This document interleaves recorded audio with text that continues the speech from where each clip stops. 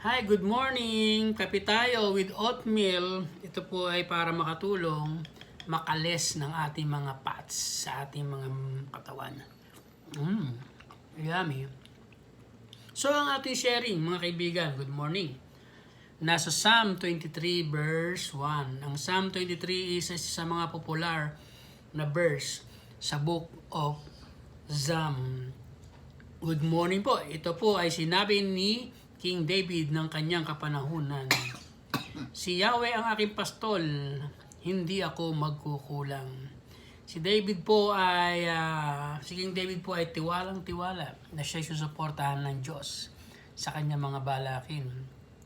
Nung panahon ng kanyang paghahari, nung panahon ng kanyang pakikipaglaban sa iba't ibang bansa para ipagtanggol ang bansang Israel. Totoo po yan, si King David, he is not a perfect man, but nasa puso siya ng Diyos, sinasabi ng Bible.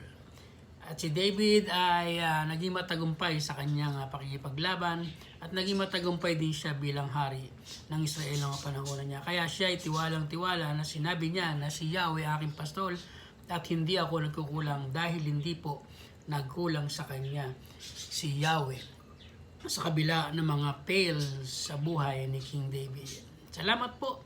Maging sa ating mga buhay, piliin po natin na ang Diyos ang ating maging mabuting pastol sa ating buhay. Tiyak na tayo makakaranas ng kanyang pagsama at biyaya. Ang mabuting pastol ay ang ating Diyos Ama na nasa langit. Yan lang po. Good morning. Thank you very much. See you later. God bless.